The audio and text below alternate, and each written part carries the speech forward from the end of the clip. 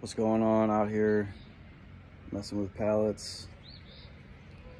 Just thought I'd make a quick time-lapse video about motherfucker. Just how I break them down to these small pieces, just to hurry up and get them out of the way. I got so many to break down. Half the time the middle board isn't worth it anyways, and my rooster's loud as fuck. All right, let's get to it.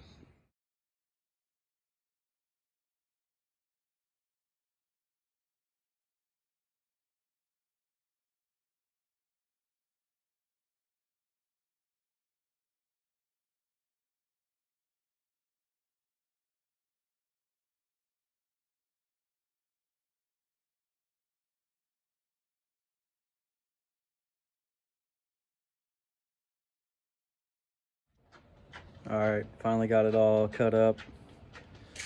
Nothing left. And there's what I got out of it. Quite a bit. Anyways,